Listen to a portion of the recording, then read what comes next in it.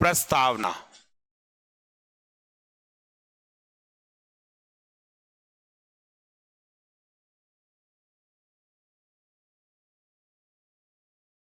उद्देशिका,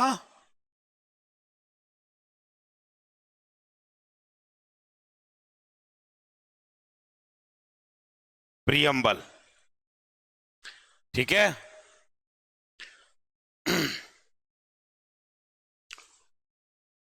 रेखा, नमस्कार। सभी को मेरा राम राम, राधे राधे।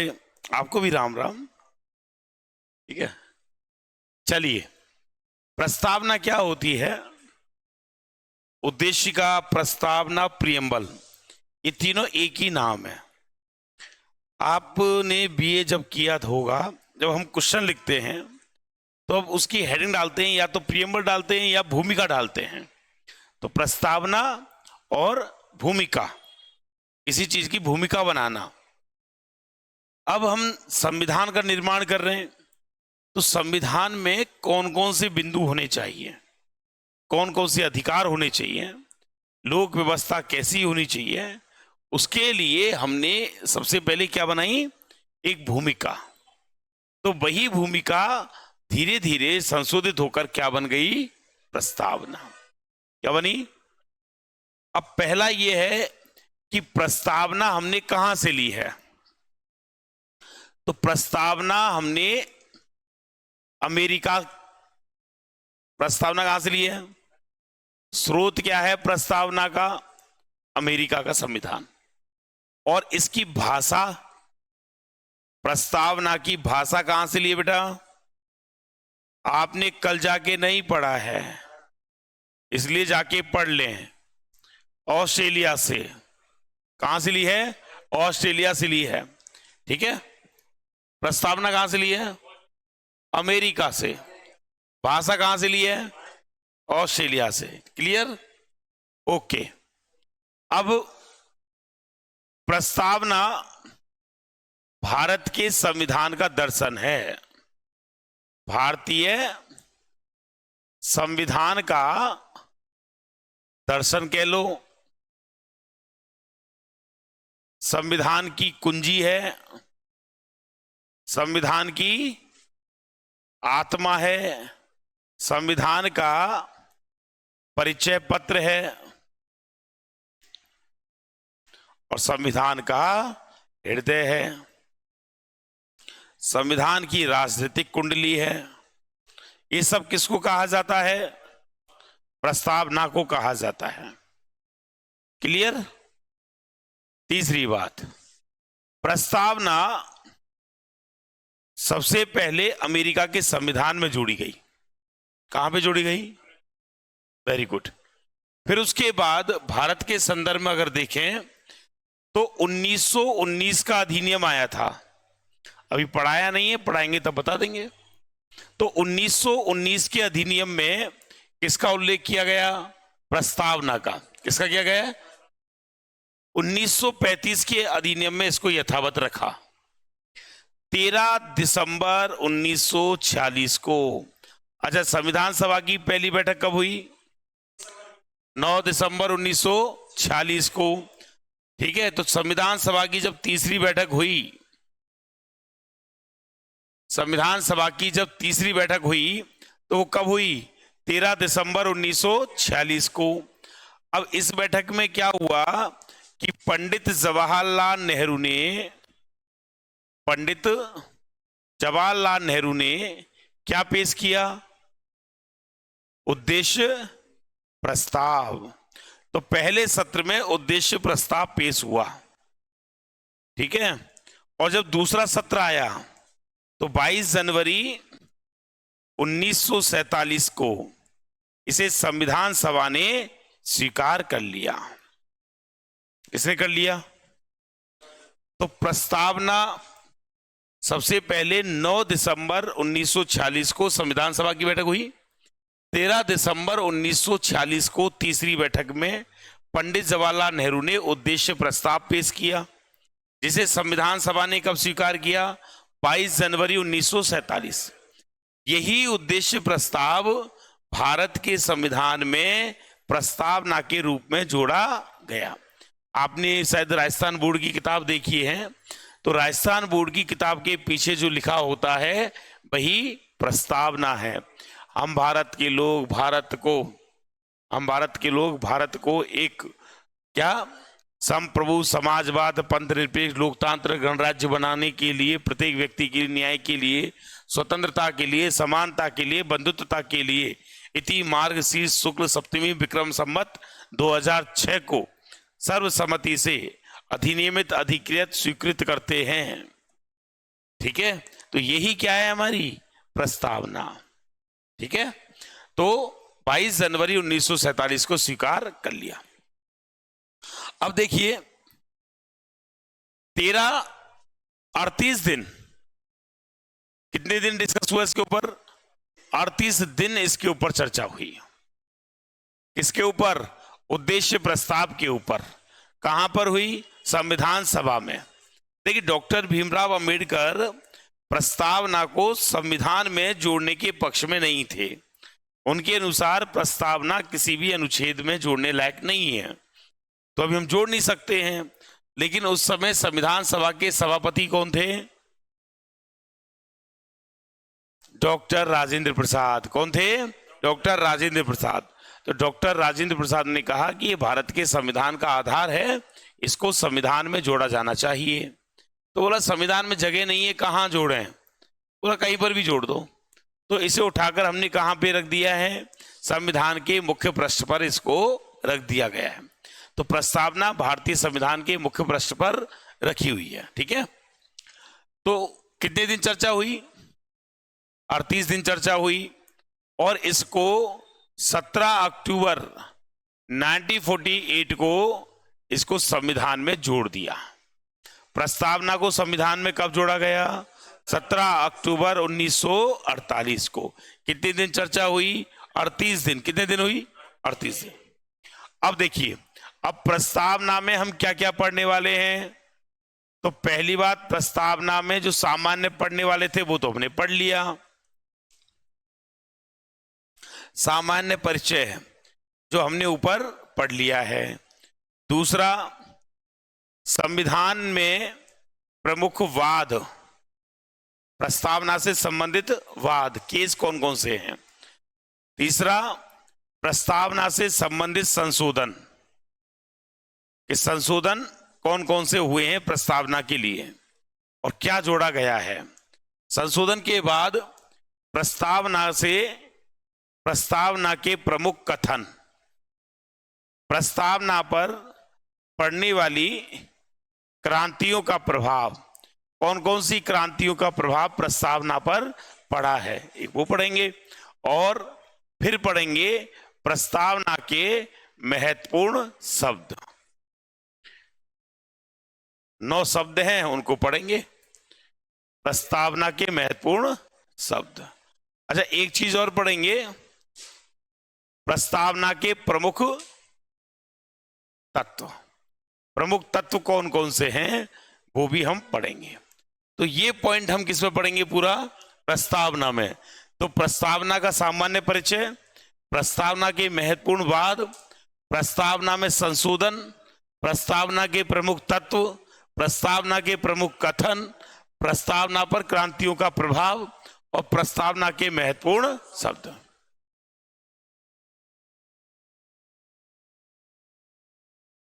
सर क्लास डाली, क्या डाली?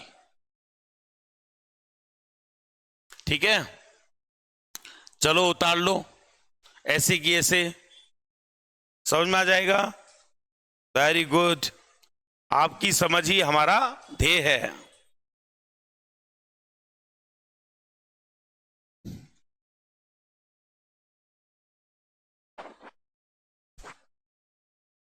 जयपुर में बारिश हो रही है, झमाझम, मस्त हो गई, झमाझम।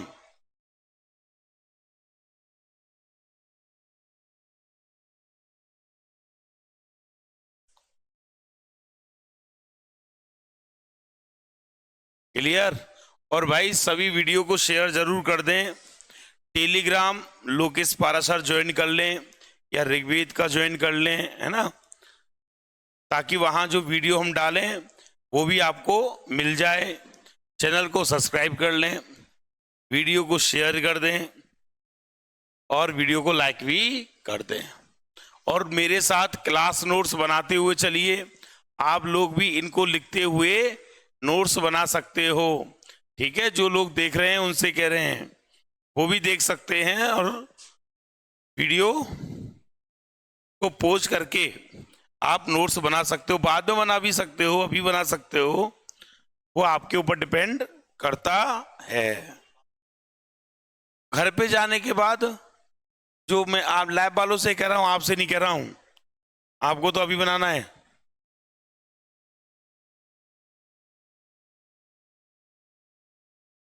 गोल्ले आप खोल के देखो उसमें कितने आ रहे हैं, मुझे दिख नहीं रहा है ऐसे,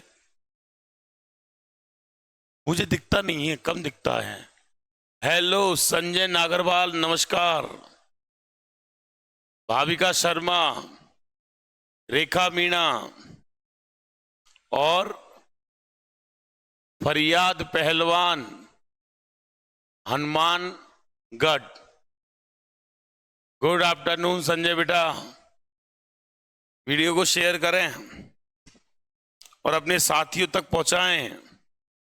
ठीक है, और अगर किसी भी क्लास में हिस्ट्री, पॉलिटी, ज्योग्राफी, साइकोलॉजी की अभी लाइव नहीं आ रही है, ऑफलाइन चल रही है ना, कोई भी कहीं पर भी लगे तो आप हमें इन्फॉर्म जरूर करें। कोई कमी लगे तो हमें बताएं, हम उसे सुधार करेंगे, क्योंकि हम इंसान हैं, भगवान नहीं। गलतियां हो सकती हैं लेकिन हम उसे सुधारेंगे जरूर। ये नहीं ठीक है, उतार लिया।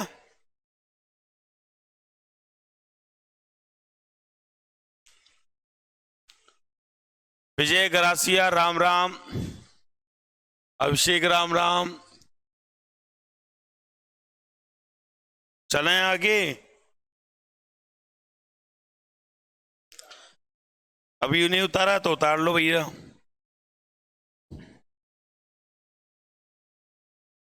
आराम से लिखो, कोई दिक्कत नहीं, नोट्स बना बना के लिखो, मैं लिखवा दूंगा, वैसे लिख लेना। तो भाषा कहां से ली है हमने? यस। प्रस्तावना कहां से ली है? अमेरिका से। तो भारत के संविधान का दर्शन किसको कहते हैं? प्रस्तावना। आत्मा भी किसको कहते हैं? प्रस्तावना को। संविधान की कुंजी प्रस्तावना, परिचय पत्र प्रस्तावना, ये सब किसके नाम है? प्रस्तावना को ही कहा जाता है। उतार लिया, वेरी गुड, आप बहुत अच्छे हो, बहुत जल्दी उतारते हो। लिखिए, प्रस्तावना पर 38 दिन चर्चा हुई। कितने दिन चर्चा हुई? 38। ठीक है,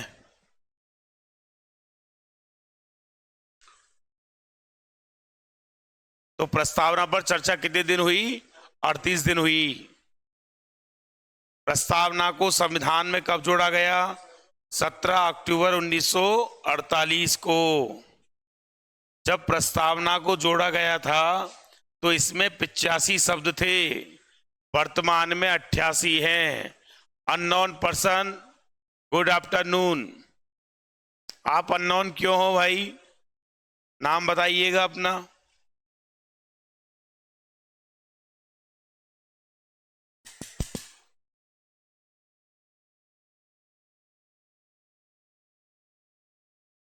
आज शाम को मैथ साइंस के जितने भी बच्चे हैं जो तैयारी करते हैं उसकी लाइव क्लास आएगी, देख लेना। मैथ साइंस वालों के लिए रीड लेवल फर्स्ट और रीड लेवल सेकंड और सेकंड ग्रेड के लिए। ठीक है, तो यूट्यूब पर ही देखते रहिएगा, सारी क्लास यूट्यूब पे अपलोड कर दी जाएंगी। मेरी क्लास तो यूट्यूब पर आएगी, बाकी सर अपने अपना देख लेंगे। ठीक है,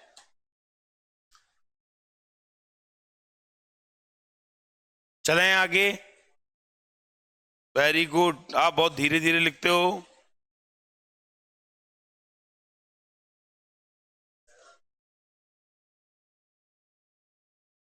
ठीक है, कल वाला याद किया कि नहीं किया आपने? तो बेटा अगर याद नहीं करोगे तो काम कैसे चलेगा? रोज जाके याद किया करो। अब तुम जयपुर में रह रहे हो, खर्चा पानी उठा रहे हो, इतना महंगा किराए से रहते हो, तो रोज जो लिखाते हैं वो घर जाके पढ़ो बस। सफलता का एक ही फंडा, अगर कोचिंग कर रहे हो तो रोज जो कोचिंग में पढ़ाएं वो घर जाके पढ़ो बस। कुछ समझ में नहीं आए तो अगले दिन हमसे पूछो। अब विद्यार्थी पूरी साल कोचिंग कर ले नहीं, फिर भी मुश्किल से 5 क्वेश्चन पूछ पाता है, 10 क्वेश्चन पूछ पाता है। इसका मतलब तो ये हुआ उसको सब कुछ समझ में आ रहा है। अब तो कोई ब्रह्मांड में कोई शक्ति नहीं जो उसको रोक ले और बाद में पता लगे फैले को। तो पढ़ो जरूर जाके, ऑब्जेक्टिव निकालो।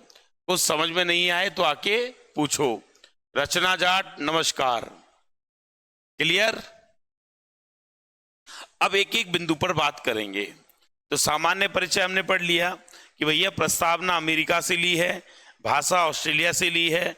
13 दिसंबर को जो उद्देश्य प्रस्ताव पेश किया गया था वही संशोधित रूप में किस रूप में जोड़ा गया? प्रस्तावना के रूप में। तो याद रखिए उद्देश्य प्रस्ताव ही प्रस्तावना के रूप में जोड़ा गया है और उद्देश्य प्रस्ताव को उद्देशिका के नाम से जोड़ दिया गया। तो वर्तमान में भारत के संविधान की जो प्रस्तावना बनी है वो उद्देश्य प्रस्ताव ही है। अब देखिए होता क्या है, प्रस्तावना के प्रमुख वाद। अब प्रस्तावना के प्रमुख वाद कौन कौन से हैं? वाद बोलते हैं बेटा केस को, है ना? केस कौन कौन से हैं? तो पहला केस आया था इसका वेरुवाड़ी वाद। वेरुवाड़ी वाद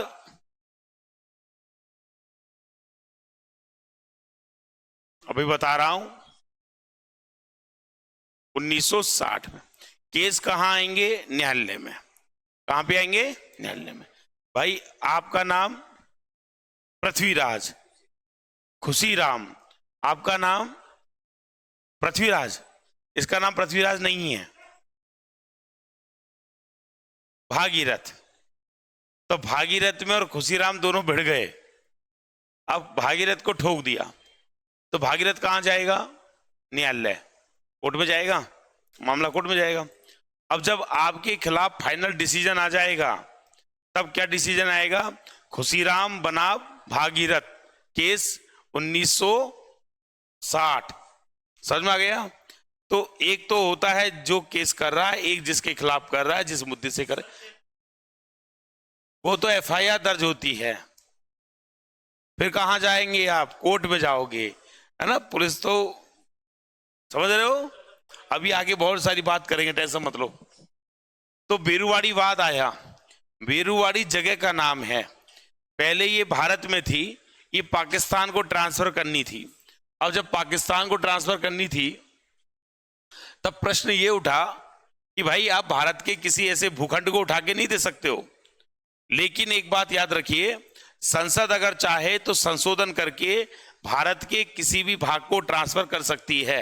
हाँ या ना? हाँ। अभी 100वां संविधान संशोधन हुआ 2015 में, तो बांग्लादेश के लिए हमने कुछ क्षेत्र दिया था और जो हमारे क्षेत्र थे वो हमने लिए हैं, तो क्षेत्रों का आदान प्रदान किया गया था। तो भारत के अगर किसी हिस्से को ट्रांसफर करके दिया जाना है तो उसके लिए संविधान में संशोधन करना पड़ेगा। तो अभी श्रीलंका भारत के बीच का जो टापू है, उस टापू को इंदिरा गांधी ने बगैर किसी संशोधन के श्रीलंका को दे दिया। तो वो भी एक विवाद का कारण है। मोस्टली जनता उस चीज को भी नहीं जानती है कि ऐसे ही किसी खंड को देना एक भारत की अस्मिता का भी सवाल बनता है ना? तो अब ये बेरुवाड़ी हमको किधर ट्रांसफर करना है? पाकिस्तान को। तो केस आ गया, बेरुवाड़ी वाद बना संघ। कब आया? 1960 में। तो मामला सुप्रीम कोर्ट में गया। सुप्रीम कोर्ट में गया तो उसने पूछा कि भाई एक बात बताइए, आप ये जो ट्रांसफर कर रहे हो तो हमसे पूछ के करो। तो सुप्रीम कोर्ट ने कहा भाई आपसे पूछ के क्यों कर रहे हैं हम, कि भाई संविधान की शक्ति का स्रोत क्या है? भारत की जनता। संविधान की शक्ति का स्रोत क्या है? अरे क्या है? भारत की जनता। समझ में आ गई? और आप जनता से पूछकर ही ट्रांसफर कर सकते हो, अदरवाइज नहीं करोगे। क्लियर? उन्होंने वह आपसे पूछने की जरूरत नहीं है। बताओ कहां लिखा है आपसे पूछे हम? कि प्रस्तावना कहती है कि हम भारत के लोग भारत को संप्रभु, समाजवाद, पंथनिरपेक्ष, लोकतंत्र समाजवाद उस समय नहीं था, बनाने का क्या लेते हैं, प्रावधान कर रहे हैं। तो आप हम भारत के लोगों से पूछो। उन्होंने बोला हम आपसे नहीं पूछेंगे, ये पावर संसद की है, केंद्र की है। संसद अगर चाहे तो संशोधन करके किसी भी खंड को ट्रांसफर कर सकती है। तो सुप्रीम कोर्ट ने इस केस में कुछ बिंदु कहे। तो कौन कौन से? नंबर 1, पहली बात तो ये कही कि प्रस्तावना जो है बेटा वो संविधान का अंग नहीं है, संविधान का अंग नहीं है। ठीक है, प्रस्तावना क्या नहीं है। अब अंग का मतलब क्या होता है? एक आर्टिकल है 368, कौन सा आर्टिकल है? Very good. इसमें क्या है बेटा? संविधान में संशोधन की प्रक्रिया, संविधान में संशोधन की प्रक्रिया है। ठीक है, और आर्टिकल 368 का प्रयोग आर्टिकल 1 से लेकर आर्टिकल 395 तक लागू होता है, लेकिन प्रस्तावना के ऊपर लागू नहीं होगा। क्यों? क्योंकि वो इसका अंग नहीं है। इसका मतलब ये हुआ कि प्रस्तावना आर्टिकल 368 के अंतर्गत नहीं आती। समझ में आ रहा है कि नहीं आ रहा है? कहा समझ में आ रहा हो? तेरा तेरा ध्यान कहीं और है, टावर का छू और पकड़ रहे तेरे, फीज उड़ जाएगा और फिर लाइट पता कैसे करेगी, लुप झुप करती रहेगी। याद समझा दीजिए, फेस उड़ जाएगा। समझ में आ गई? नहीं, नौकरी यूं ही नहीं लगेगी। इतने सारी भीड़ घूम रही है सड़के पे, देखे आपने? अब एक बात बताता हूं आपको, डरने की भी बात नहीं है। आधे से ज्यादा लोग तो डिग्री लेके कोचिंग कर रहे हैं, बस सिलेक्शन की तो कोई उम्मीद ही नहीं है उनको, हो भी जाए नहीं भी हो भी, पता नहीं है। कई लोग तो भीड़े दिख गए, भगवान हमारा सिलेक्शन होगा कि नहीं होगा, बाको नहीं होगा। आधे से ज्यादा भीड़ है कि नहीं है? हाँ, फीस जमा करा देंगे, फीस पूरी की पूरी जमा करा देंगे, कोचिंग भी आएंगे, नोट्स भी बनाएंगे, पता नहीं क्या करते हैं, क्यों आते हैं। और क्वेश्चन पूछ लो टाइम फीस, क्यों पढ़ते ही नहीं घर जाके। और कुछ लोग बड़े जोश के साथ कोचिंग में आते हैं कि हम कोचिंग कर रहे हैं, लगातार बैठे बैठे बगल वाली सीट वाले से कुछ बातचीत हो जाए तो दोस्त बन जाते हैं। फिर बाकी टाइम दोस्ती में चल चाय पी के आते हैं, चल पोए खा के आते हैं, चल ये करके आते हैं, और बाद में पता लगे कोचिंग तो गई, कोचिंग कब की पूरी हो गई। अब वो चाय के चक्कर में 4 महीने गुजार दिए। 4 महीने का असर ऐसा हुआ कि 8 महीने तक होश में नहीं आया, 1 साल गई, पेपर आ गया, फेल। इसलिए घर जाके पढ़ो जरूर, क्योंकि बार बार मौका नहीं है। संविधान की आत्मा है। हाँ बेटा, संविधान की आत्मा है। अभी बता रहे हैं, अभी तो हमने भागीरथ को कुछ बोला है, भागीरथ अभी होश में आएगा। मेरी बात को मान के भागीरथ अब घर जाके पढ़ेगा, क्योंकि भागीरथ अगर पढ़ गया तो भागीरथ के पापा मम्मी की लाइफ सेटल हो जाएगी। इसकी पत्नी शादी हो गई, नहीं हुई तो शादी बड़े धूमधाम से होगी। ले, ये दोस्त नहीं है, दुश्मन है तेरे, ये राज की बात खोल रहे हैं।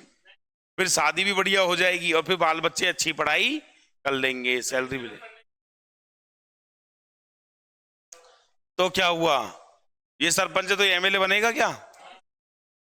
तो फिर पढ़ क्यों रहा है? लेकिन फिर भी नहीं, हमको पढ़ना है। हमको क्या करना है? पढ़ना है। इसका चेहरा मासूम है, आप इसके साथ छेड़खानी नहीं करोगे। माना कि किसी को कुछ नहीं कहता तो इसका मतलब थोड़ी आप ले लो मजे। अच्छा, अब पकड़ूंगा तुझे, अब पकड़ लिया, अब मेरा काम करेगा तू। चल वापस आ जाते पॉइंट पे ना। तो प्रस्तावना संविधान का क्या नहीं है? अंग नहीं है। ठीक है, जो कह रहा है एक बच्ची है कि चकचुंदर बोल दो। चकचुंदर ये तो चकचुंदरा है। तो प्रस्तावना संविधान का क्या है, इसका मतलब समझ गए? ओके। दूसरी बात, प्रस्तावना जो है, प्रस्तावना आर्टिकल 368 के अंतर्गत नहीं आती है, नहीं आती है। लेकिन याद रखिए, संविधान की भाषा अस्पष्ट होने पर, संविधान की भाषा अस्पष्ट होने, मान लीजिए कोई मैटर आए और उसमें क्लियर कोई बात नहीं है, तो संविधान की भाषा अस्पष्ट होने पर सर न्यायालय प्रस्तावना को, इसको प्रस्तावना को आधार बनाकर अंतिम निर्णय देगा। अंतिम निर्णय, देखिए मान लीजिए कोई केस आया, और कोई जब केस आया तो वह केस ऐसा है कि भाई उसका समझ में नहीं आता डिसीजन क्या दे, तो हम संविधान में प्रस्तावना को आधार बनाकर सर्वोच्च न्यायालय अंतिम निर्णय देगा। जैसे अभी राम मंदिर का निर्णय आया, पंथ निरपेक्षता के आधार पर आया। सुप्रीम कोर्ट अगर उस जगह सिर्फ मंदिर ही मंदिर बना देते तो फिर ये कहते लो मंदिर बन गया सिर्फ ही। तो सुप्रीम कोर्ट ने मंदिर भी बनाने की इजाजत दी है और साथ में जो दूसरा वर्ग है उसको भी अनुमति दी है कि भाई ऐसा करो, इनको भी जगह दे दो, ये भी अपना धार्मिक स्थान बना लेंगे और आप तो अपना धार्मिक स्थान बना लो। सही है कि नहीं? कहीं पर भी, वहां नहीं, दूसरी जगह देंगे। वहां देंगे तो लट्ठे नहीं बजेंगे, आपस में फिर विवाद पैदा हो जाएगा।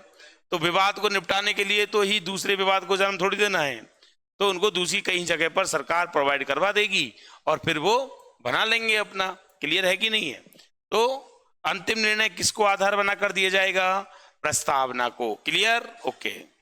प्रस्तावना को सर्वोच्च न्यायालय ने क्या कहा है?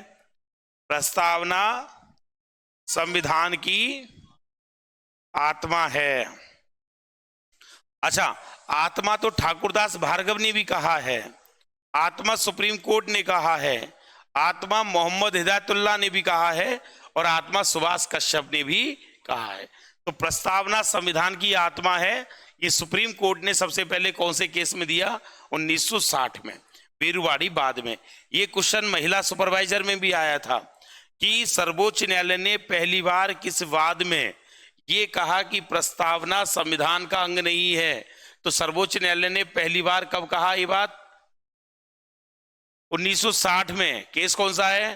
बेरुवाड़ी वाद। कौन सा है? बेरुवाड़ी वाद। नोट कर लीजिए, ऐसे की ऐसे उतार लीजिए।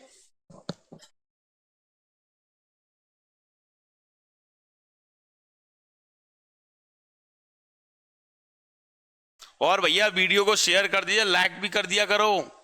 है, लाइक वाइक करते हो नहीं करते? अच्छा नहीं लग रहा हूं? अच्छा लगता हूं तो लाइक कर दिया करो यार। अरे मैं अच्छा लगूं नहीं लगूं, मैं तो इसकी कह रहा हूं, टॉपिक की।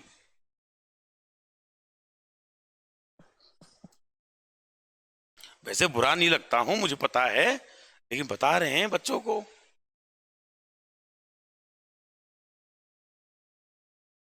समझ रहे हो विनोद? Very good. तो उतार लो जल्दी से।